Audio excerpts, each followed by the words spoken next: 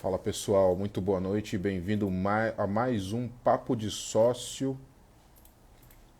Dessa vez vamos falar sobre análise fundamentalista. Vamos falar sobre algumas empresas junto com os Rodrigos. Como vocês estão? O áudio está tudo certo? Vocês estão conseguindo me ouvir? Falem aí no chat se vocês conseguem me ouvir. Pestana, Rodrigo Richard já tá aí. Duílio, Lucas, meu clone tá aí, falou que tá tudo certo. Mais alguém? Tudo certo? Boa. Vou chamar os caras aí então. Pera aí. Rodrigo.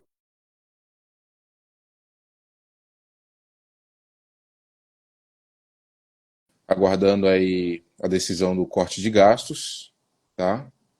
Vamos falar sobre alguns setores chaves que estão aí performando bem ainda, como por exemplo frigos. Fala Rodrigo, tudo bem? Fala, Murilão. Boa tarde, tudo bem com Boa você, meu tarde, amigo? tudo bem, meu amigo? E aí? Boa tarde aí para toda a galera, na realidade, que está nesta volatilidade maluca desse nosso mercado, né, cara? Sim, Mas eu tô com aquela pulguinha atrás da orelha, né, cara? Tô comentando isso aí alguns dias já com a galera, e eu tô com uma pulga atrás da orelha de que os resultados, os balanços não estão conversando com os preços, né, cara? uhum. E aí eu acho que o cara que vai vir aí é o cara que a gente confia e que entende que mais mancha de balanços e tudo mais, né? Que é o Esse é seu o cara bem. que sabe, só esperar ele entrar aí que a gente chama ele. Tem umas boas teses. Ah, ele tá por aqui, já vou chamar ele. Deixa eu ver se eu consigo. Aê, consegui. Beleza, só aguardar ele entrar aí. Mas aí, o que que tu tá vendo aí no Ibovespa para essa semana? O único trigger que a gente tem é justamente o corte de gasto, né? Que é o que tá todo mundo esperando. A gente teve China semana passada que teve o anúncio do pacote do chinês, que não foi muito legal, né? O O, pessoal não o, gostou muito do tamanho do pacote, parece. Me falaram que não foi muito direcionado, na verdade, né? Pelo que o João estava me explicando, foi mais um estímulo para o bancos, grande enfim. problema de tudo, né, Murilão, que a gente sempre fala é a questão da relação entre expectativa e realidade, né? Uhum, Então, todo mundo criou uma expectativa muito grande sobre o que ia acontecer na China e sobre o pacote. Ah, porque vai entrar 1,4 trilhão de dólares e não sei o que, parararará. Cara, efetivamente vai entrar onde isso, né? Esse é o grande ponto, né? Então, acho que o grande X da questão e o ponto de interrogação que tem acontecido tanto aqui quanto aconteceu lá na China na semana passada é a questão de alocação desse valor, né? No caso nosso é subtração, né? Que a gente está uhum. gastando mais do que recebe, obviamente isso vai causar um problema lá na frente. Olha o Rodrigão aí chegando aí. E a China não, né, cara? A China, na realidade, é outra situação, né? Sim. Eles falaram que iam fazer determinada coisa, porém não agradou ao mercado, e isso o mercado mundial não gostou, né? E aí tem Uhum. um detalhe importante nisso, que é para que você possa movimentar um barco, né? Você precisa de determinada força, de determinados ventos. Né? Eu gosto muito do Motinha lá da Genial que fala isso, né? Pô, o vento tá contra, tá a favor, cara. No fim das contas, a realidade é essa, né? E quem somos, qual é o tamanho do barco do Brasil no fim desse mar de transatlânticos aí, né? Você comparar a economia dos Estados Unidos e a economia da China, elas precisam andar juntas, né, para que o mundo possa andar, né? Sim. E aí a gente vê na realidade que esse tem sido um dificultador aí na realidade, digamos assim que seria um desafio a mais aqui para o Brasil, né? A gente saber se esse dinheiro vem através das mineradoras ou não. O que mostra, obviamente, o quanto que nós continuamos dependentes, né? Tanto do nosso agro quanto da questão das mineradoras, né? Que são um percentual muito grande dentro do nosso Ibov, né? Então, a gente acaba usando a métrica do Ibovespa para muita coisa, né? Por isso que eu estou um pouco incomodado, né? Uhum. Porque eu estou vendo que a gente verifica, na realidade, resultados muito bons acontecendo, você vê resultados explosivos, né? Realmente muito fortes, né? Resultados de saneamento, resultados de empresas elétricas, né? Elet, Copasa, Sabesp, aí você pega uma Embraer que literalmente está voando, né, em termos de resultado, né, cara, mostrando a que veio. Aí você pega a própria VEG, que é um dos carros-chefes, né, dentro do nosso índice também, ela tem um peso grande hoje no índice. Uhum. Itaú mostrou um baita do resultado, acho que o melhor da história, né, em termos de empresa, Itaú né, é extremamente aquilo que a gente sólido. falou semana passada, muito sólido, muito Muito sólido. sólido. Aí a gente ficou na expectativa essa semana do BTG, né? Do Pactual aí, né? Uhum. Cara, e aí veio a porrada, né, cara? Outro resultado muito bom também. Então, assim, no fim das contas, a gente tem empresas com baita resultado, né? Sim. Parece que não está tendo uma convergência de preço, só algumas realmente que andaram, como a VEG e a Embraer, e algumas poucas que estão começando a andar. Esqueci de Uhum. mencionar a Tenda, né, que teve um resultado muito bom também, e a gente viu isso no preço, daí voltou, mas isso está muito ligado à questão desses nossos juros, né? E tem uma coisa que você comentou, que é a questão da China, e que não está tendo, na realidade, nenhuma informação nova para nossa semana, mas tem uma informação implícita no preço, que é o preço do DXY, né, Murilo? Uhum. O, Sim. preço, o DXY ela é aquele basket, né, aquela cesta Isso, a de sexta moedas contra o dólar. mundiais contra o dólar. E aí o que acontece? Essa cesta tá perigosa, né, cara? Você vê que ela tá nas máximas ali dos semanais. E o que isso significa? Quando você tem um DXY forte, você tem um dólar forte. E se você tem juros subindo nos Estados Unidos, eu gosto muito de usar o termo que o Egler tem usado constantemente, isso vira um aspirador de pó gigantesco, né? Uhum. Que é um aspirador de dinheiro mesmo, né? O dinheiro migra para lá, Suga o juros fluxo. altos, com uma perspectiva de um governo que pode diminuir impostos, ou seja, aceleraria mais ainda a parte de economia americana, que está Uhum. forte. E como que isso vai funcionar na realidade para frente? Traz inflação. Quem que sofre com inflação? Sofrem os países, na realidade, mais dependentes, na realidade, dos juros. Né? A gente, para ter uma inflação alta aqui, a gente tem uma dificuldade de conseguir trazer esse dinheiro para cá. A gente tem que aumentar mais ainda os nossos juros para poder trazer essa vontade de alguém investir no Brasil. Boa tarde, Rodrigão! Isso aí, gente, Opa, boa tarde, pessoal. Tudo bom? Estão me ouvindo bem? perfeitamente, Perfeito. Rodrigo. Seja bem-vindo. Gente, para quem não conhece o Rodrigo, ele é especialista na Investify em análise fundamentalista, tá? Antes de passar a bola para o Rodrigo, eu quero que vocês convidem amigos, tá, para essa live aqui. Mandem para eles aí, tá? Para que vocês possam ouvir o que esse cara tem a dizer. Ele sabe muito. Fala, Rodrigo. E aí, como é que tá? Boa tarde, Tá. Murilão. Boa tarde, Xará. Boa tarde, pessoal da Investify. Um prazer estar aqui com vocês. Murilo, a live não carregava aqui porque era com o Xará, com o Rodrigo Richa. Eu que tentava carregar aqui, não tive que Ficou dobrar pesado. a Ficou velocidade de pesado. Ficou conexão. pesado. Ficou muito pesado. Tem que parar de comer bombom Eu, à tarde. eu anotei algumas coisas aqui para perguntar para o Silveira, né? E algumas ações específicas, tá? E eu quero começar logo com o Prio. Pode ser, Rodrigo? Tem até para quem não é da Investify, depois dá uma olhada lá no site investify.com, tem uma tese de Prio lá que o Rodrigo Silveira atualizou nesse domingo. Pode falar, Silveira. Vamos lá. Comenta um pouco para Não, gente sobre legal, Prio. legal. Olha o Vamos cara aí, ó. lá, falando um pouquinho de Prio, né, Presença né, Murilo? especial aí. E Prio é um caso super interessante porque, assim, é uma ação que, quando a gente olha, nos últimos 4, 5 anos, ela era um case clássico do caiu, comprou, né? Sim. E a gente via trimestre a trimestre melhoras no fundamentos, porque ela ia conseguindo reduzir o custo de extração de petróleo, ao mesmo tempo ela ia aumentando o seu volume de produção, porque ela ia adquirindo novos campos, Uhum. campos já maduros, ela entrava com a sua operação de exploração nesses campos e aumentando o seu volume de produção. Vende todos esses, ela exporta, né, 100% do petróleo que ela explora, que ela extrai. Então era um case excelente, receita em dólar, custo em reais, aumento de produção e redução de custo. Mas aí o que aconteceu de 2023 para cá, né? Ela não está mais conseguindo aumentar o seu volume de produção. Uhum. E quando a gente olha a Prio, a gente vê que lá no final do ano passado ali ela bateu uma produção de 100 mil barris por dia, e hoje ela está produzindo 75 mil barris por dia. E aí, produzindo menos petróleo, menos barris de petróleo, a receita é menor.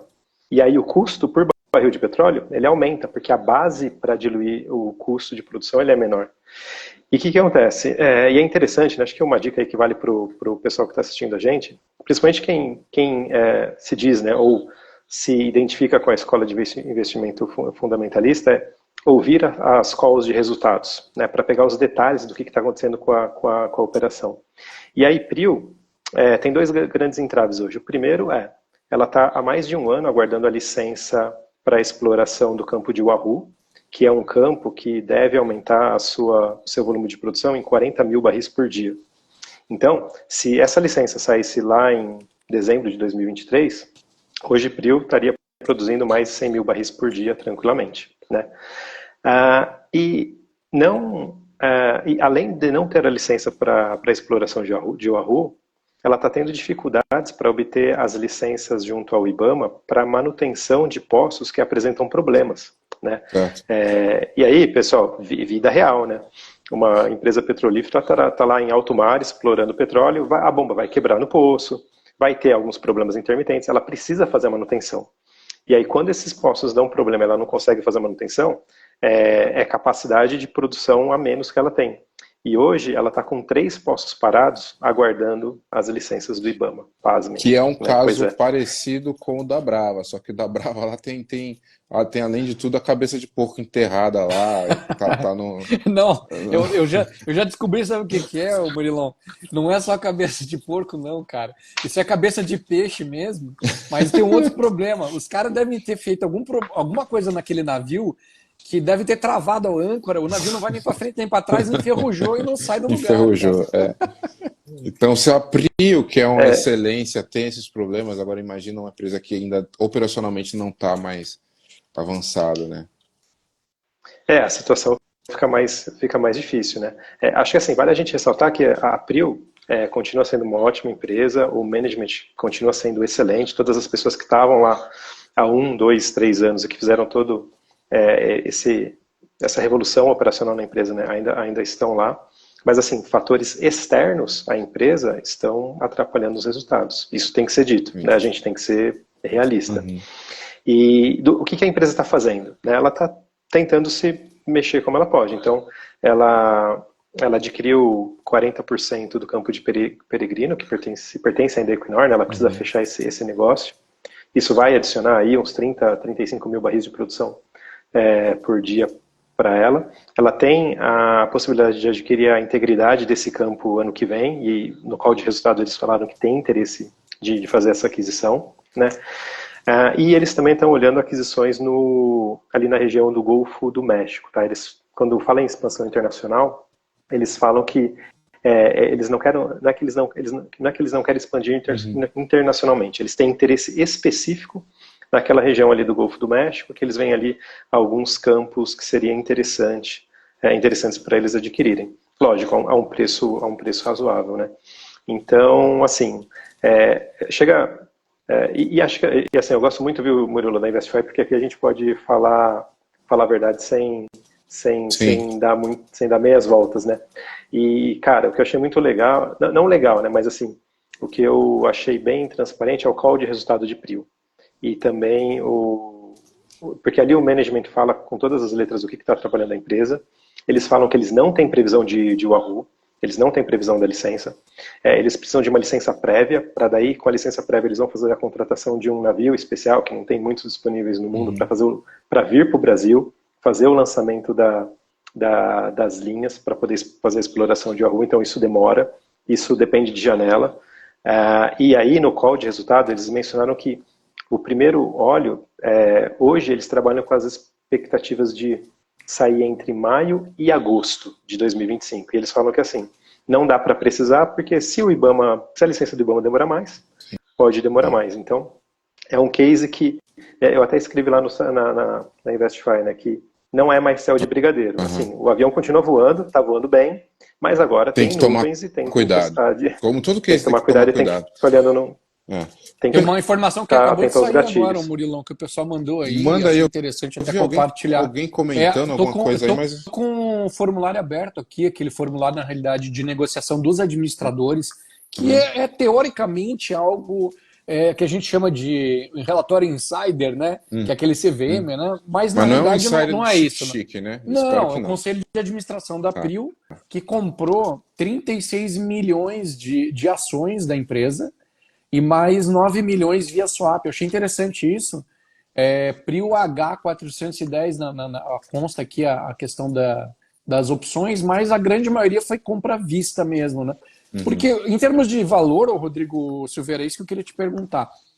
Independente da questão do que aconteça da parte burocrática, que é o que está acontecendo hoje, que aí o burocrático é o que está ferrando com eles, efetivamente, a operação em si, ela está tendo as perdas por conta de feitos externos, não é interno à empresa, não é algo estrutural da empresa, né? É a questão mercadológica, a questão política, na realidade, bem dizer, né? Acho que dois pontos interessantes aí, viu, Xará? O primeiro é que, e até era um gatilho que eu tinha anotado aqui, essa questão de recompra de PRIO, né? Eles estão com um programa aberto de recompra para poder recomprar até 10% das ações em circulação. E acho que eles devem ter comprado 1% ou um pouco mais que isso. E eles podem fazer isso até agosto de 2025. Então, assim, sim, a tesouraria tem capacidade de entrar recomprando a ação da empresa, está barata, e isso pode colocar um piso aí no valor um piso mínimo, né, no valor das ações, caso novos volumes para exploração dos novos campos não estejam ocorrendo devido à não liberação dos campos. E aí, eu acho que assim, a gente tem que, eu concordo com você, é um fator externo, mas que causa impacto no operacional da empresa. Por quê? Porque há um ano atrás, quando a gente entrava nos calls, né, para falar de PRIO e tudo mais, a gente falava só da exploração de Wahoo. Né? Então, poxa, não está sendo exploração de Wahoo, ela não vai ter aquele grande salto de aumento de produção e tudo mais. Só que agora a gente vê impactos no dia a dia da empresa, porque ela não consegue liberação para fazer manutenção de poços que apresentam um problema. Então, assim, não dá para a gente precisar o quanto que essa demora dos órgãos, né, em emitir essas licenças vai continuar aumentando ou não. E lembrando que, assim, PRIO, ela trabalha com campos maduros, né, explorando petróleo em campos maduros. E esses campos, os poços desses campos requerem uma manutenção, de certa forma, constante. Então, à medida que ela tem dificuldade, né, à medida que ela tem a operação dela dificultada pelas licenças desses órgãos, a gente vê o resultado direto na rentabilidade da empresa, sabe? Então, assim, se você me perguntar, poxa, com a faca no pescoço, você compra ou vende? Com a faca no pescoço, eu compro. Mas, assim, eu fico com medo, porque a gente percebe, e aí, sem acusar ninguém, mas assim, a gente percebe com base nos fatos, que o ambiente regulatório mudou de 2023 em diante. Alguma coisa aconteceu que a vida da empresa piorou. Está mais difícil conseguir as licenças para fazer manutenções que são atividades de rotina dela, né? Não é que é uma atividade inesperada, não, faz parte do dia a dia de uma empresa fazer manutenção, né? Bomba vai quebrar, sensor vai falhar, e aí tem que descer alguém lá no fundo do mar lá para poder fazer manutenção, e eles estão impedidos de fazer isso. Então, é um case que eu fico um pouco mais cético, cético em relação que tem que prestar mais atenção. Concordo com você, está super barato, o valor está descontado, você vai ver nas casas de análise e os researches e todos os relatórios dando que PRIO está negociando dependendo do múltiplo que você pega, né, a 4 ou 5 vezes lucro para o ano que vem, o que seria uma barganha, mas assim, a gente não tem certeza quanto que ela vai estar produzindo ano que vem. Há 2 anos atrás, o grau de confiabilidade do volume de produção dela para um ano para frente era maior. Agora a gente não tem essa certeza. Bom, a gente tem mais algumas ações para falar, e aí a gente tem aqui anotado VEG, IR, BR, Simpar. Mas antes disso, vocês viram aí bastante sobre PRIO, e eu quero convidar vocês a irem no site da Investify, tá? Amanhã eu vou liberar esse post do Rodrigo Silveira, que está aqui, sobre PRIO, tá bem completinho lá, a atualização do case, ele fez nesse domingo agora, tá? Então convido vocês aí na investify.com, façam um cadastro e vai estar liberado para vocês amanhã esse post, tá? Uma segunda coisa, a gente está fazendo uma imersão da Investify, Então, se você está gostando do que a gente está passando aqui, você vai ter a oportunidade de ver isso ao vivo todos os dias, tá? Quando vai acontecer? A partir de segunda que vem. Então, vai ser 7 dias, ferramentas liberadas, tá bom? Grupo aberto. Então, o Rodrigo aqui, o Richard vai estar lá, o Silveira vai estar lá, o João Ascoli vai estar lá, o Egler vai estar lá, o Vitor Branco vai estar lá, vai ter gente falando de futuro, José tem uma Júnior. sala de futuro, José Júnior falando sobre macro lá,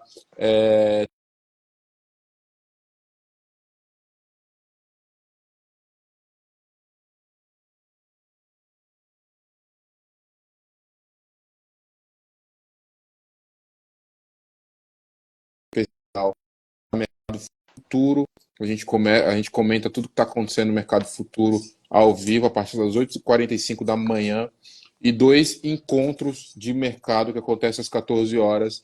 Muita gente pergunta como é que eu faço para participar desse encontro? Então você vai ter essa oportunidade de participar desse encontro, saber como é que funciona, entender como nós enxergamos o mercado, como nós tomamos uma decisão, né, em nossas operações. Beleza, pessoal? Então, se quiserem participar dessa imersão, o link está na bio, vai lá, se cadastra e você vai ser jogado direto para o grupo. O pessoal falou que travou aí. Eu estou aqui online ou não? Tá tudo certo? Tô ouvindo normal. Te ouvindo, Não? Murilo, tô te ouvindo Perfeito, bem. perfeito. Foi aí, Pestana. Foi teu negócio aí.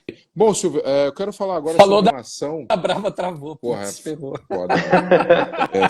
Não, deixa eu Vamos perguntar falar um de coisa negócio boa. Deixa eu perguntar um Pergunta negócio aí. da Brava aí, cara, que até eu sei que o Rodrigo acompanhou muito o case da Brava, até porque ele era investidor, na realidade, da empresa mãe, né, que acabou dando origem a essa operação, na realidade.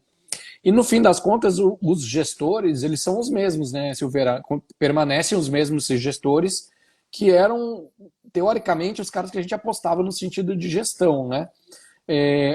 Em as coisas sendo liberadas, por exemplo, nessa parte de fluxo, de licenças, você acredita que a Brava tem realmente uma grande possibilidade de voltar à questão produtiva? Porque os campos dela também não são novos, né? Também são campos maduros, né? E eu acho que é a mesma operação, mais ou menos, do que a Prio, né? Legal, legal, Xará. Falando de Brava, primeiro sim, você tem razão.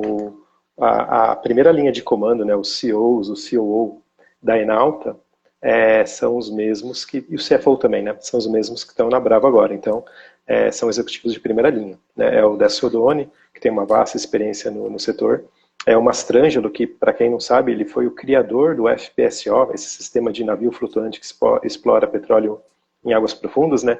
Ele foi o idealizador disso, quando ele estava na Petrobras, lá, isso nos idos do começo do final dos anos 90, começo dos anos 2000, né? Então, são pessoas gabaritadíssimas. Então, assim, eu acredito que eles têm totais condições aí de fazer a Brava dar a volta por cima, né? E aí, foi legal você ter citado isso, porque, assim, em termos físicos, ou talvez em termos de tempo, eu acho que a situação da Brava para aumento de volume de produção, ela está mais fácil do que a Prio. E a pessoa fala, nossa, Rodrigo, você está maluco. Não, deixa eu explicar. A Brava, ela tem basicamente dois gatilhos aí para aumento de produção. O primeiro é o retorno do campo de Papa-Terra, porque ele recebeu uma notificação do IBAMA, eles tiveram que parar a produção ali em setembro ou agosto desse ano, devido a algumas pendências que tinha no campo, e sendo, de novo, transparente como a Investify sempre é. A 3R deixou a situação dos campos dela o navio tétano lá. terrível. Tava o navio tétano, né? Assim, então, assim, pegaram algumas bombas, o pessoal que entrou ali na operação, sabe?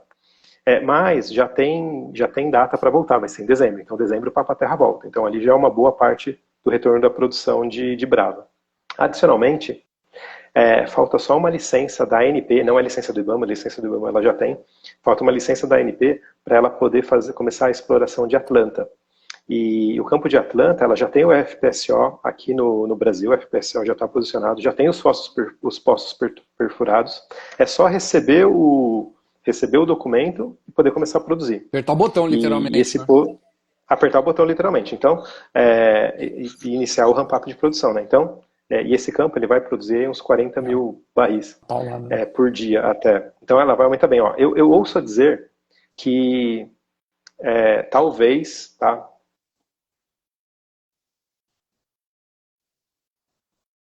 Interessante. Fisicamente está mais fácil a situação de Brava. Prio, quando ela receber a licença de Wahoo, ela vai ter que ir lá, contratar o navio para vir fazer o lançamento das linhas, das perfurações da linha Wahoo, fazer a campanha exploratória, para daí ela poder iniciar a produção. Né? Isso vai, talvez, aí, uns 9 meses depois que ela receber a licença. Agler mencionou que Brava, são 2 navios no mais... mundo só para fazer isso, né? Parece que o Agler mencionou até ali, né? Sim, são 2 ou 3 navios no mundo, não é algo de prateleira que você vai lá e pega a furadeira, compra a furadeira no Telha Norte, né, para fazer a operação. Não é, pessoal, é algo complicado. E não dá para ela ficar também segurando a janela desses navios, porque senão ela paga muito caro por isso. Porque quem é o dono do navio vai cobrar um valor praticamente de operação normal para deixar o navio parado à disposição de Prio, né? Então, eu ouso dizer que para aumento de produção, o case de Brava está mais fácil do que o case de Prio. Show de bola. Exceção feita a aquisição de Peregrino que Prio está fazendo, né? Mas para exploração, eu vejo Brava um case mais simples. Bacana. Cara, hoje a Bolsa dando aquela paçocada e teve um setor que, cara, espetacular. Até estava comentando aqui com o Egla. Frigorífico. Cara, não dá para entender assim. O boi tá lá, não para de subir. E os frigos não param de subir. A gente sabe que é uma coisa, né? Acaba sendo contrária à outra. E aí eu sei que o Rodrigo ele já fez cases lá, ele já olhou tanto o Marfrig quanto o JBS. Eu não sei se ele está atualizado no case. O Rodrigo, que eu digo Silveira, tá? Tem 2 Rodrigos aqui, mas o Richard também manja muito, inclusive de bife, né? Ele tá atento a esses cases aí. Cara, o que acontece que essas empresas não param de subir? O verdadeiro Caio comprou. Xará, vai você primeiro, Xará. Tem 2 pontos importantes, né? Quando a gente vai analisar as empresas, e eu gosto de saber muito de onde vem a receita, né? Por isso que eu perguntei para o Silveira sobre a Brava, porque eu sabia que ele sabia de onde vinha a receita e ia dar a letra do que eu já estava olhando, porque eu estou olhando exatamente aquilo que ele falou e está me chamando a atenção. O que acontece na Marfrig, na JBS, na BRF e na BIF? Antes de serem grandes frigos, na realidade, eles são monstruosamente exportadores. Os caras são muito grandes na exportação. A JBS é a maior do planeta. É um monstro de empresa de frigorífico, na realidade. Né? Então, em toda a sua variedade, né? Não é o frigo específico do frangão. É óbvio que os caras têm essa operação do frango também, mas o cara vende frango, vende ovino, vende bovino. Tudo que tu imaginar que dá para meter na churrasqueira, meu amigo, os caras estão fazendo. Né? Então, óbvio que é um case de proteína. Né? Existiu durante muito tempo uma cena de não comer proteína. E isso de uns 2 anos para cá tá meio dando uma esfriada, cara. E então o mundo está voltando a comer fortemente a parte de proteína. E aí, quem que são os grandes clientes, por exemplo, de uma JBS? Estados Unidos. Cara, os Estados Unidos está com a economia a milhão lá em cima. Então, você acha que o americano deixou de fazer o hambúrguer dele lá e deixou de fazer o churrasco? Claro que não, cara. Os caras comem steak pra caramba lá. Frango, que são os carros-chefes do stick wings lá, que é aquelas asinhas fritas lá que eles fazem e tal. Cara, isso aí é o que a JBS mais vende. E aí a Marfrig e a BRF, que são os cases lá no passado, de uma Seara, né? De uma Sadia, para quem não lembra, são as marcas fortes deles, são exportadores monstros. Então, a receita dessas empresas, ela se beneficia de 2 coisas. Do mercado externo funcionando muito forte e do dólar. Então, como a gente está com dólar em máximas, os caras estão ganhando muita grana. E aí, assim, quando você fala esse tipo de operação, o custo deles aqui já é praticamente pago. Eu acho que o Rodrigo sabe muito bem disso, porque foi o Rodrigo que montou os cases quando a gente começou a investir em JBS, há uns 2 anos atrás, mais ou menos, lá naquela D20, lembra, Rodrigo, que a gente ficou pressionando, pô, Rodrigão, faz aí a análise desse balanço para entender se vale a pena, não sei o que e tudo mais. E naquela época a gente também tinha muito receio. Eu vejo hoje o caso da BIF muito parecido com o que era da JBS. A gente tinha os triggers, tinha um pouco de medo, mas, pô, os volumes e o fluxo, que é uma coisa que o Ascoli fala sempre, tá muito forte nos frigos e, não, na minha opinião, não Não para. Né? para. Então, pô, aí você pega o mestre do fundamento aqui, que é o Silveira, cara, ele é o cara que enxergou o JBS lá atrás, né? Não, valeu. Mas longe de ser mestre, isso aqui sou mais um aprendiz aqui com vocês. Mas é o que você falou, é realmente interessante. Quando a gente olha um pouquinho mais longe, né, dá uma distância do case, a gente vê basicamente assim, receita em moeda forte e custo em moeda fraca. Uhum. Poxa, esse é o melhor dos mundos numa situação que a gente está vivendo agora, né, onde a gente vê o dólar aumentando, a gente vê as exportações dessas empresas aí aumentando, a gente vê elas com uma presença muito forte no mercado exterior, especialmente nos Estados Unidos, e isso contribui muito para as receitas dessas empresas, né? E aí, se a gente fala, e aí talvez elas estejam assim, se a gente olhar no micro, a gente vai ver que elas estão em alguns pontos diferentes do ciclo e tem alguns gatilhos específicos para cada uma delas, né? Mas eu vejo todas como um case muito positivo.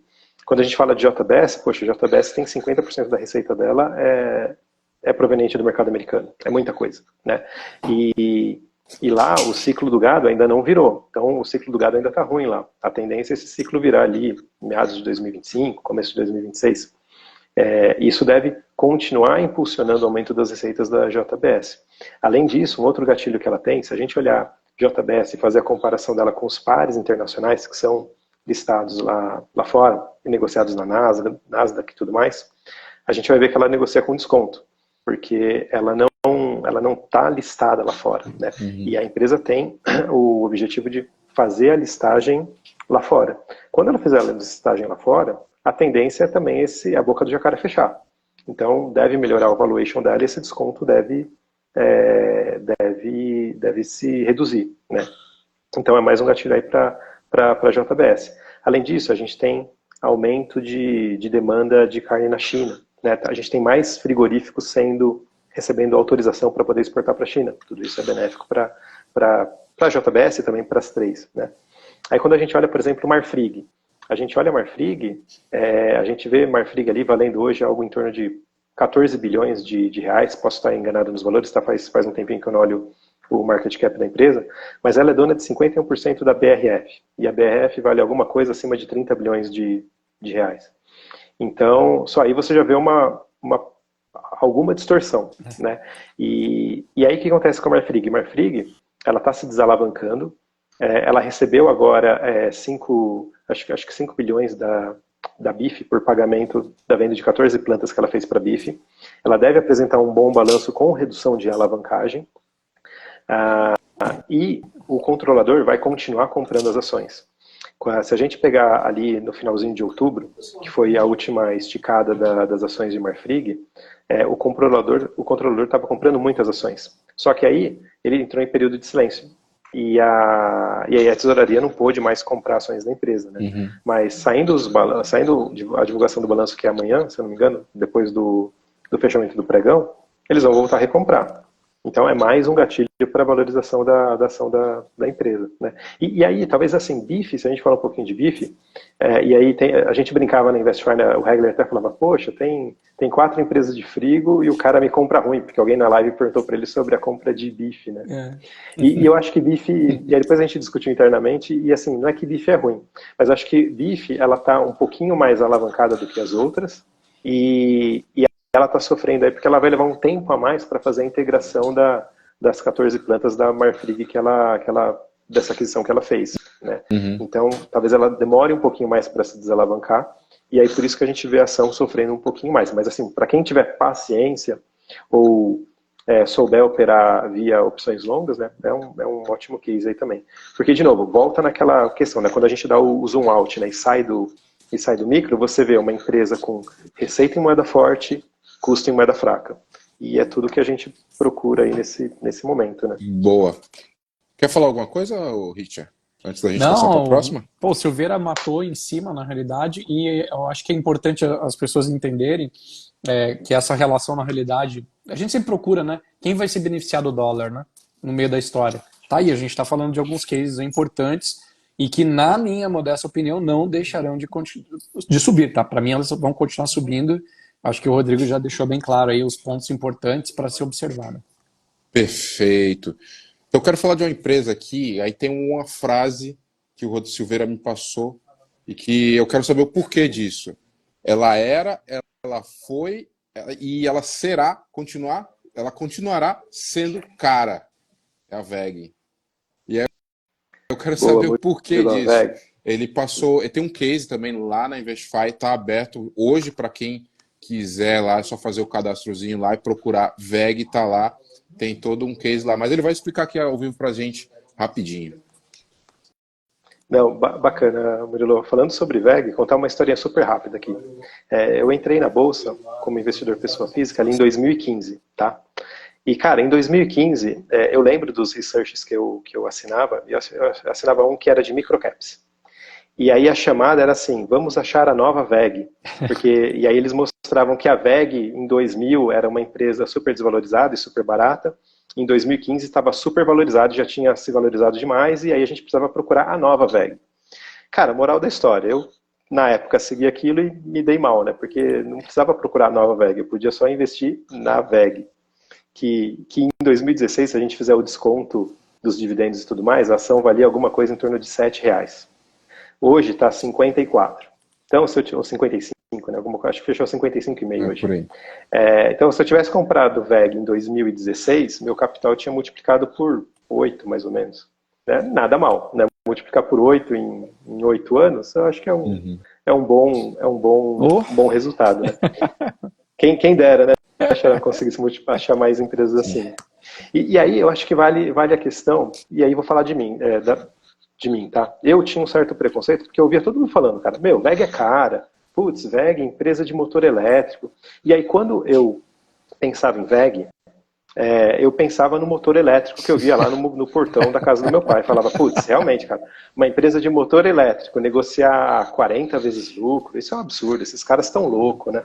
E aí a gente fica achando que, pô, é o mercado que está errado, eu sou o sabichão, né? Todo mundo comprando VEG, o mercado está errado, eu estou comprando a empresa que está caindo lá e eu que estou certo. Porque estou comprando barato. E aí esse ano aqui eu tive a oportunidade de entrar um pouco a fundo no ramo de data centers, né? E conhecer um pouco mais da estrutura, das empresas e tudo mais. E de entender o que está por trás de IA. E aí, a hora que a gente fala de tecnologia e inteligência artificial, Murilo, cara, basicamente, se a gente dá, de novo, né, o zoom out, a gente está falando de energia. Esse negócio consome muita energia. E aí, pasme, a hora que a gente vai olhar as receitas da VEG, 40% é proveniente de geração, transmissão e distribuição de energia, então são sistemas para geração, distribuição e transmissão de energia, 40%. 47% equipamentos eletroeletrônicos industriais. E sabe quanto que é motor elétrico? Que é o que eu tinha na cabeça, e talvez possa ser a imagem que muitos têm quando ouve VEG, né? Cara, motor elétrico é responsável por 8% da receita de VEG. E aí, o que acontece? O que está acontecendo no mundo, né? Cara, está tendo um boom de data center para poder suportar esse crescimento de inteligência artificial e tudo mais, e um boom em consumo de energia. E quem fornece para esses grandes players está se beneficiando, né?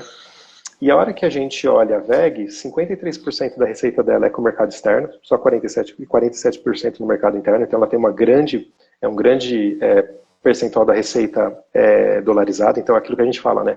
Custo em moeda fraca, receita em moeda forte, que são os cases que a gente quer surfar.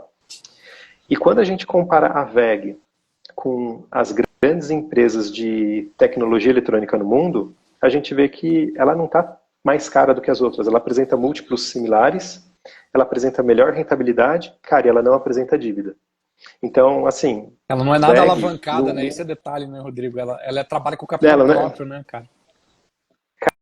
Cara, além de tudo, com essa alta da Selic, ela vai ter um aumento na receita financeira dela que está lá aplicada no CDI. Né? Além de tudo, além de todo o lucro que ela tem com as operações dela, ela vai ter esse aumento de receita. E é interessante que, assim, se o pessoal jogar na internet, né, pesquisar lá, aumento do consumo de energia ao longo dos últimos séculos. Né?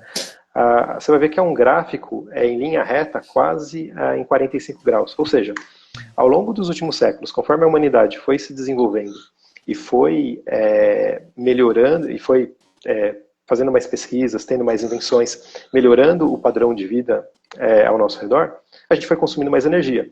Então, Murilão, cara, eu não sei te dizer quem que vai ser o vencedor daqui a 30 anos. Mas assim, se eu tiver que apostar que daqui a 30 anos o mundo vai consumir mais energia elétrica do que hoje, eu aposto. Sem dúvidas. E aí as empresas que estão nesse ecossistema, elas tendem a se beneficiar. Aí você pode dizer, poxa, mas VEG está muito caro. Cara, eu já não sei se VEG está muito caro. E se a gente consumir 3, 4, 5 vezes mais energia? Né? Quem que vai estar fornecendo? É a VEG que está fornecendo lá. Né? Teve uma época que pode ser que aquela empresa... Tu lembras daquele filme De Volta para o Futuro, Rodrigão? Que era lá atrás. Lembro, da minha época. Isso, e do Exterminador do Futuro. Naquela época se falava muito sobre essa questão, na realidade, de fusão, né? E a fusão nuclear, né? Então você observa que o desespero do pessoal, porque é muito, muito dispendioso, é muito caro você fazer fusão nuclear, né? E o desespero deles por energia está tão grande que eles sabem, né? Os caras que são os dominantes de tecnologia, Google, Microsoft, a própria Meta, né, o X também, SpaceX, todas as empresas a Tesla, né, que precisam de energia, BYD, eles estão desesperados por energia. E aí você observa, na realidade, que a China, ela já teve um passo à frente, porque a receita da própria VEG para a China aumentou muito, assustadoramente. Por quê? Porque a China, na realidade, já começou a implantar, na realidade, processos, principalmente a questão de toda forma de energia, né, através de hidrelétrico, através de energia eólica, e ela já fez essa demanda para a VEG desde o ano passado, já vem crescente, né? E aí você vê que, na realidade, os Estados Unidos estão olhando agora para a VEG, cara. Então, assim, na minha opinião, eu concordo 100% com o que o Rodrigo falou. Eu te juro que eu estou tentando ver uma oportunidade de VEG. Você olha para o gráfico, dá até um choro, né, cara? Porque 80% de janeiro para cá é terrível, né, cara? Da mínima desse ano, deu 80% até agora, cara. Então, sei, é difícil, imagina, né? o quanto que eu... Não, imagina o quanto que eu choro, Xará, quando eu olho o gráfico de longo prazo dela e vejo lá em 2016, quando eu li o research, eu acreditei que VEG era caro e eu precisava procurar a nova VEG. Eu tô até agora procurando a nova VEG. Nossa, e agora eu caí na real que talvez a nova VEG seja a VEG. 1.100%, pessoal. Então, Estou com a tela aberta aqui, 1.100% de julho de 2016. Misericórdia. Bom, muito bom. Tenho mais 2 cases aqui anotados, são cases mais controversos, mas é isso que a galera gosta de ouvir. Bom, IRBR, o pior já passou, Rodrigo Silveira? cara, boa pergunta. Eu vou te dizer que eu acho que sim, Murilo. E assim, mais uma empresa que eu tinha preconceito, e aí com certa razão, né, porque a gente teve aquela questão da fraude há alguns anos atrás, né? E o short da Esquadra, que ficou famosíssimo no mercado, né? Eles divulgaram uma carta com 100 páginas explicando por que eles estavam short em IRBR, e depois descobriu-se que realmente tinha fraudes no balanço, que a empresa não lucrava o que ela publicava e tudo mais, e ela teve que fazer uma reestruturação, e as ações despencaram, desvalorizaram, acho que algo em torno de 90%, se eu não estiver errado. E aí, o que aconteceu desde então? Né, a empresa vem se reestruturando.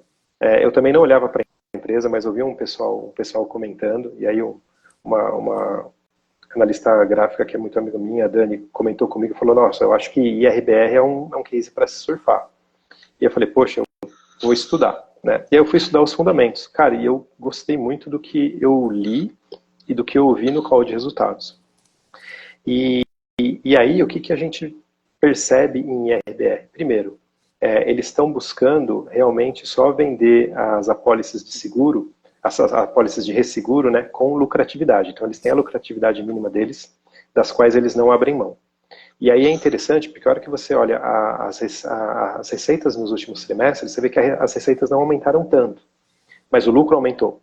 Por quê? Porque eles estão buscando maior rentabilidade e não só volume de vendas. Né? Lembrando que IRB ela é uma resseguradora, né? Então ela faz seguro da seguradora, né? Para reduzir o risco ali da seguradora.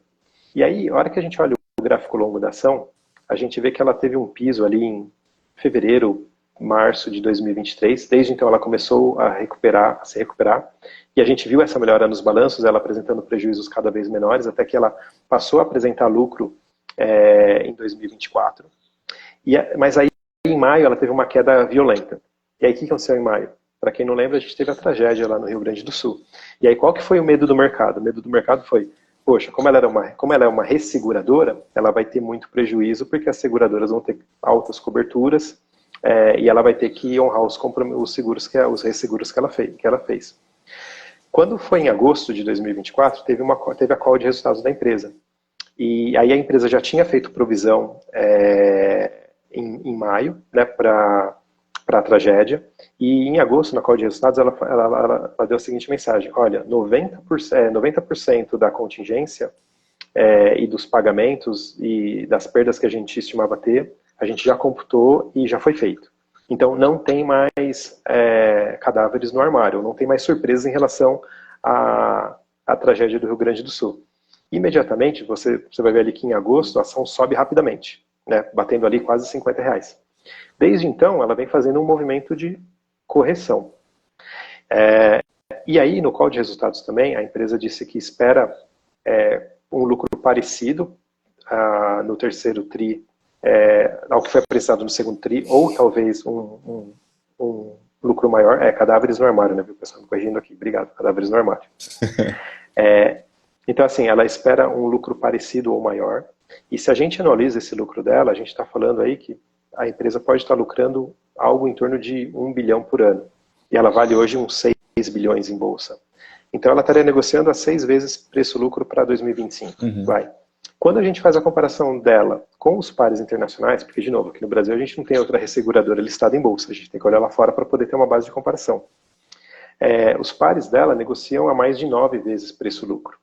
Então, tem aí um potencial de valorização desde que ela continue mostrando essa melhora de rentabilidade. Adicionalmente, até o segundo semestre do ano que vem, ela deve zerar o prejuízo contábil e ela vai poder voltar a pagar dividendos, o que é mais um gatilho para a tese. Então, imagina uma empresa negociando a 6 vezes preço-lucro para 2025 e pagando dividendos, né? Um outro detalhe, a resseguradora, assim como a seguradora, ela tem um grande float de caixa, né, que é o prêmio do resseguro que ela vendeu, que ele fica aplicado até ela ter que fazer o pagamento desse prêmio quando ocorre a catástrofe, né? Adivinha onde que está a maior parte desse dinheiro aplicado? Está aplicado em Selic, em pós-fixado. Então, além do lucro da operação, ela vai ter um aumento de lucro na linha de receita financeira, né? Então, me parece que realmente o pior já passou e que tende a ser um bom case, né? Eu ouvi o call de resultados do segundo TRI, eu gostei muito do que eu ouvi. Hoje sai o resultado dela, então eu estou ansioso para depois da live ver se já saiu o balanço. Vou ler o balanço com atenção e vou ouvir a call de resultados também com atenção para depois publicar uma atualização lá na InvestFi. Mas assim, é uma ação polêmica, com razão, né? Não sem razão. Sim. Muita gente se machucou e perdeu dinheiro nela. Mas eu acho que é um case que vale a pena se aprofundar, sabe? Boa. Tem um detalhezinho na parte de gráficos, né? Eu gosto muito de mesclar o fundamento com essa parte gráfica. E graficamente ela foi lá nesse recuo agora, né, Rodrigo? Em dia, deixa eu só confirmar exatamente o dia aqui, ó. Dia 8/11 ela tocou o nosso querido FIBO de 61,8. Ou seja, ela está no precinho. Tá no precinho, tá? Do jeito que a gente gosta. Não, e é interessante que vocês vão ver o seguinte, teve um dia, que acho que foi ali na última semana de outubro, se eu não me engano, que a empresa subiu quase 16%. E era a tesouraria comprando, a empresa está recomprando as ações dela. Aí depois o mercado bateu, ela comprou um pouco mais novamente, só que ela entrou em período de silêncio e não pôde mais recomprar as próprias ações. Então, possivelmente, assim, para a empresa estar recomprando as ações, eu não acho que o resultado vai vir ruim, eu acho que vai vir um bom resultado, senão eles estariam vendendo ou não fazendo nada, né? Faz sentido. E eles podem voltar a recomprar depois que sair o resultado também. Então, é um case que está me parecendo bem interessante. E os pares delas, né, Rodrigo, que eu acho que é interessante, né? Porque os pares dela, na realidade, é uma Porto Seguro que teve um baita de um resultado essa semana. São as ações do Corolão. Você tem o Corolão, As então ações do esse Coronel. esse é um ponto, na realidade, importante que o Murilo tocou, que era justamente por que eu estava mencionando. Eu não vejo insegurança nas empresas que ela está ressegurando. Aí que é o detalhe, né? Os clientes dela Uhum. hoje não são empresas que são problemáticas. Ela ressegura, por exemplo, uma Caixa Econômica, ela ressegura a Porto Seguro, ela ressegura a UIS, que também é uma boa empresa. Então, Luiz. esse tipo de empresa, na realidade, cara, no fim das contas, ela tem um caixa seguro, né? Apesar dela ter essas provisões, Sim, né? A não ser que tenha uma catástrofe natural, que é uma outra situação, né? Mas eu não vejo dificuldade, de repente, e eu estou olhando aqui o gráfico realmente bonitinho, no precinho. Bacana. e Vamos. um, Quer falar mais uma coisa, Silveira? Pode falar. não, eu só ia falar que também que nessa reestruturação dela, ela está deixando de focar nos mercados internacionais. Ela era muito forte em Brasil, né? Uhum. E aí durante o período que teve as fraudes no balanço, ela fez uma expansão muito grande para a América Latina Isso. e América do Norte.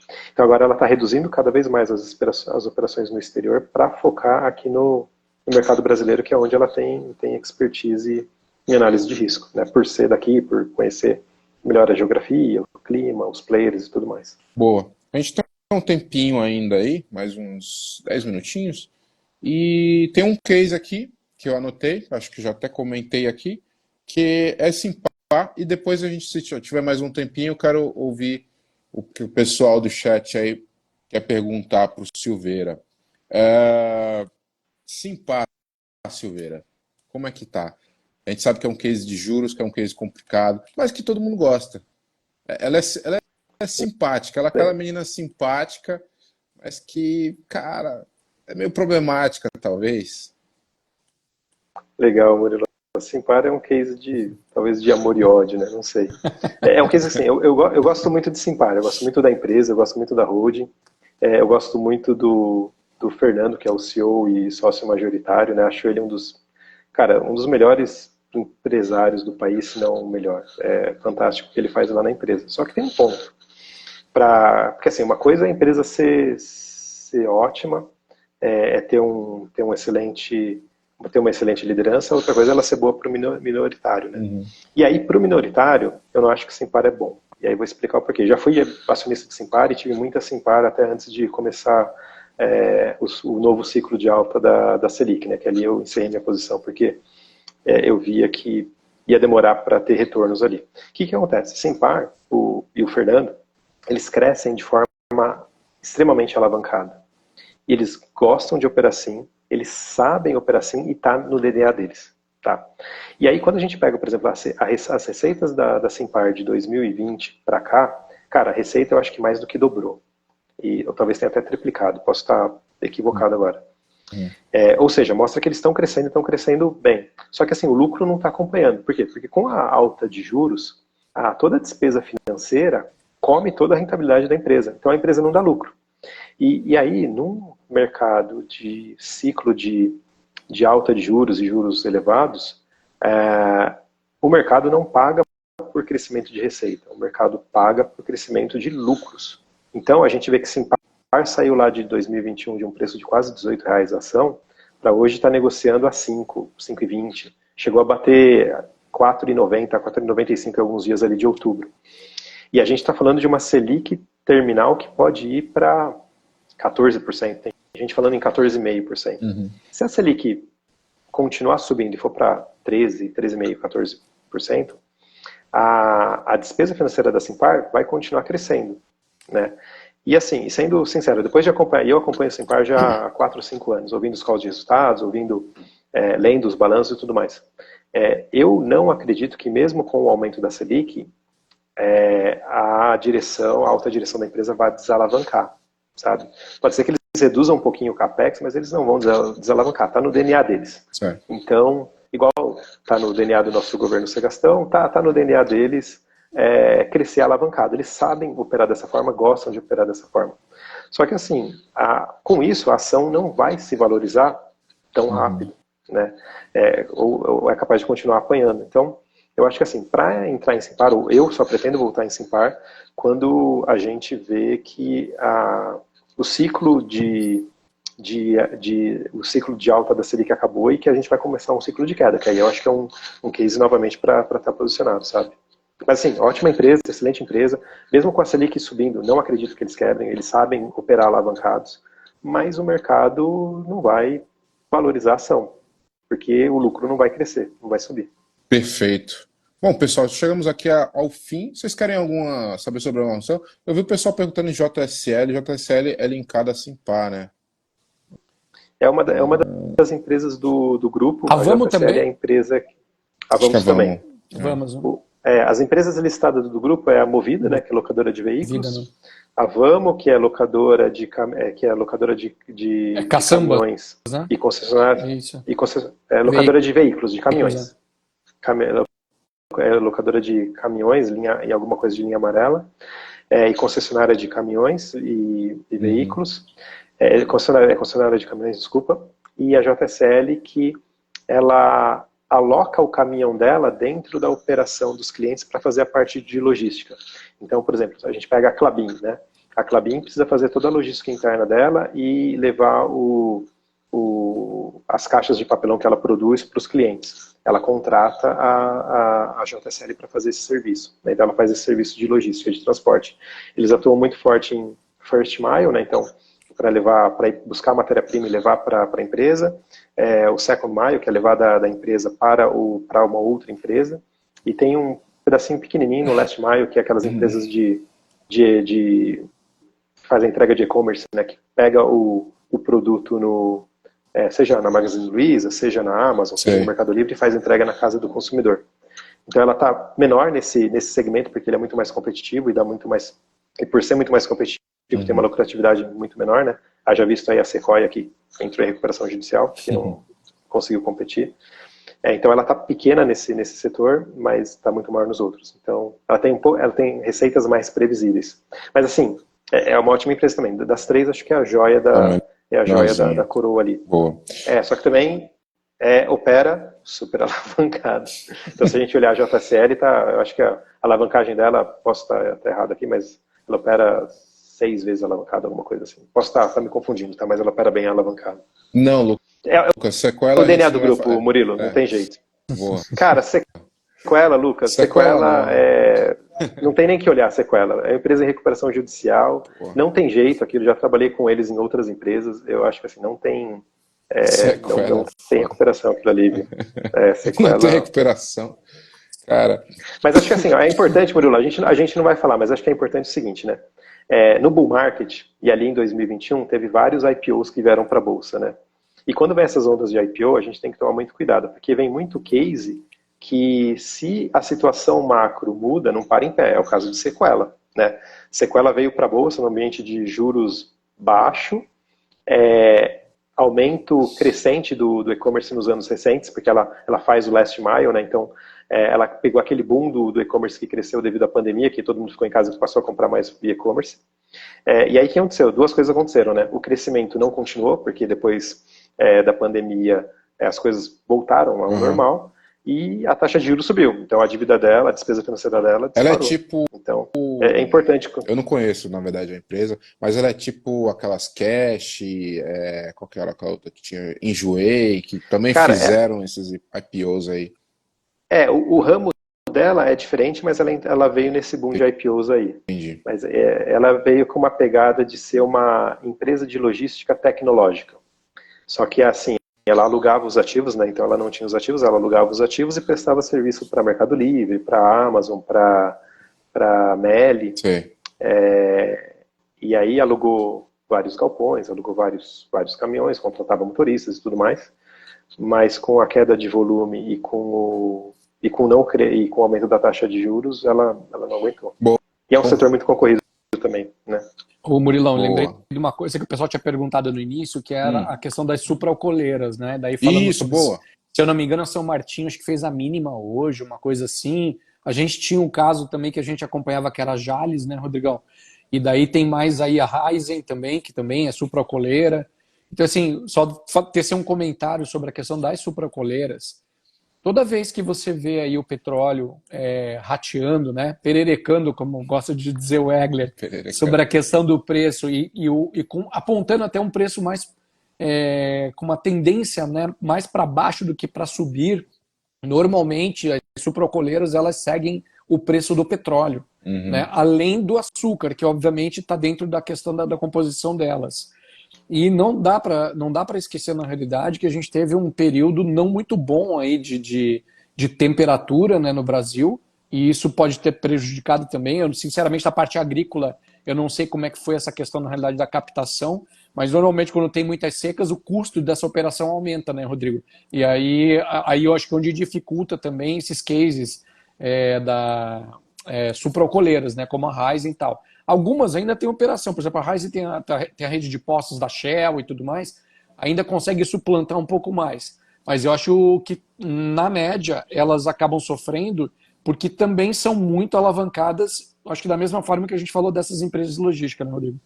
Vamos responder Sim, a última também. pergunta aqui, e aí a gente já se despede do pessoal. Silveira RecV ainda pode ser alvo de aquisição da Brava?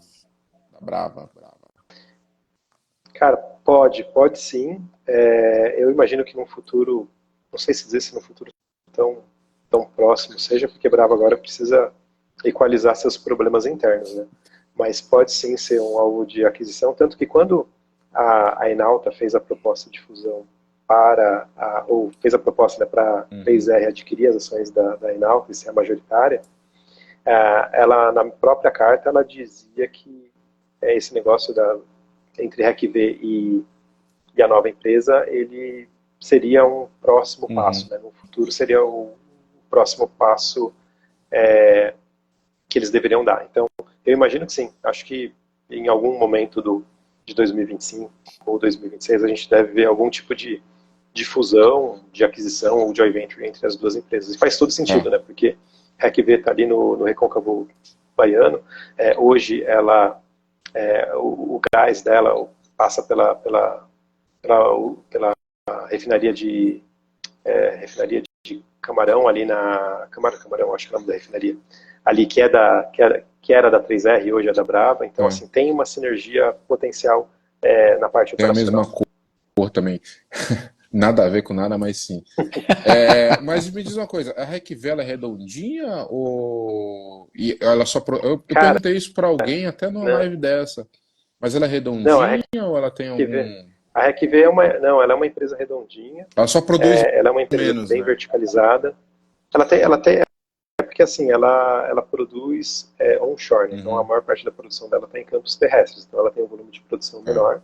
O custo de extração é um pouco maior, mas ela é uma empresa bem verticalizada, então ela aluga menos material, menos equipamentos no mercado, então ela tem as sondas próprias para fazer as suas perfurações e tudo mais, e é uma empresa muito bem tocada, né? Eu acho que seria um ótimo próximo passo para Brava, mas primeiro eles precisam Você equalizar precisa a desenterrar lá a cabeça de camarão que tem lá na. desenterrar. E aí, viu, Murilo, só dizer uma coisinha que eu acho que assim, o que é importante, de novo, né, só reforçar para o pessoal que é importante quando você investe mais para o longo prazo, fala, sou investidor fundamentalista, vou comprar para carregar. Ouçam o call de resultados e entendam quem que está tocando as empresas. Tá? Há 2, 3 anos, acho que 2 anos e meio, eu vi uma live da então Enalta, que era a antiga Brava antes da fusão, né, uma das duas empresas. O Décio Oddone, que é o CEO, ele disse o seguinte na live: não, nós seremos um dos consolidadores das oil juniors do país. Cara, naquela ocasião, a Enalta produzia menos de 20 mil barris por dia, era a menor das 3 oil juniors, né? Ela era menor do que a RecV, inclusive. E eu dei risada, falei, nossa, esse cara tá brincando, né? É capaz dele ser consolidado, ele não vai consolidar nada. Cara, de lá para cá, ele conseguiu fazer a reestruturação da Enalta, aprovaram um investimento para ter o novo FPSO, que daria uma produção aí de 50 mil barris por dia. Com isso, a empresa teve uma ótima valorização, conseguiu fazer praticamente a fusão, né, com a 3R, e agora o que eu imagino? Que eles vão equacionar e transformar a Brava em uma empresa lucrativa e vão continuar consolidando. Só que é lógico, pessoal, diferente da planilha de Excel, que aceita tudo e cospe um número mágico dizendo que a ação e a empresa vai valer tantos bilhões amanhã, é um processo que leva tempo, né? Quem trabalha na indústria sabe, você não faz um projeto de CAPEX bilionário, ou o Recon faz o turnover de uma operação em um mês. Você vai precisar de 1, 2 anos aí, né? Algo que leva tempo. Mas é importante observar quem está tocando a empresa e se o que eles falam está acontecendo. Sabe? Boa. Bom, é isso, pessoal. Chegamos aqui ao fim. Cara, é muito bom ouvir o Rodrigo Silveira falar, né? É muito legal, muito conhecimento. Puta merda, a gente acaba se aprofundando de uma forma absurda nas empresas. É muito legal. Cara, quero ver você mais vezes aqui, Rodrigo Silveira, comentando sobre esses cases. Pode contar comigo, Murilo. É um prazer estar sempre aqui com vocês, aprendendo um pouco mais. Show de bola. Se despede aí pro pessoal. Sigam o Rodrigo Silveira aí, pessoal. R_C_Silveira aqui, tá? Siga o Rodrigo Richa também, Rodrigo Richa da Cruz, tá? Podem se despedir aí, começando pelo Silveira, depois o Richa. Legal, acho que mais uma vez, Murilo, agradecer o convite aí da Investify para estar aqui, agradecer ao Xará por ter dividido espaço com ele, ter essa oportunidade, é sempre um prazer estar com vocês, aprendendo aí cada vez mais. Eu acho que vale a pena, né, a gente falar, para quem não conhece a Investify, buscar conhecer e se aprofundar no clube. É um ambiente de muita liberdade, onde a gente realmente debate ideias, sem frescura, e cada um põe seu ponto de vista, e isso ajuda a gente a raciocinar e a entender melhor os cases, né? E eu confesso, eu, até entrar na Investify, eu era um cara 100% fundamentalista. Cara, eu não queria saber de gráfico. Hoje eu entendo a importância que é uma análise gráfica e quão importante é você entender o gráfico ali, porque o gráfico desconta tudo e mostra muito do que vai acontecer. E aí, Murilo, eu ouso dizer que, assim, para mim, como eu gosto muito de fundamentos, eu vi muita correlação entre o gráfico mensal e os fundamentos da empresa. Cara, e hoje, para mim, alguma tese de investimento que fala que a empresa é barata ou boa, mas que o gráfico mensal não mostra isso, para mim é só uma história bonita, sabe? Eu vou esperar ver algum sinal ali no gráfico mensal para começar a entrar. Boa, Rodrigo Richa. Muito bom. O Silveira é uma aula sempre, né? Eu falo para ele que quando ele explica os cases é uma aula magna, na realidade, né? E eu acho que o Rodrigo já falou sobre a questão ali da Investify. A gente sente muita tranquilidade, na realidade, de estar com toda essa galera na Investify, se apoiando, né? Todos juntos aí nesses momentos desafiadores também do mercado, né? Então, que as pessoas entendam, na realidade, que esse clube de sócios aqui que a gente tem é para que todos possam trazer, né, e deixar algo de bom e pegar também algo de bom, né? Então, porque a nossa ideia, na realidade, é que o clube sejamos todos de mão dadas, né? Sempre que a gente esteja... Não é para ficar dançando a cirandinha, tá, Murilo? Mas é que a gente esteja de mão dada. Mas se tiver que dançar, a gente dança também. A gente dança também, não tem problema.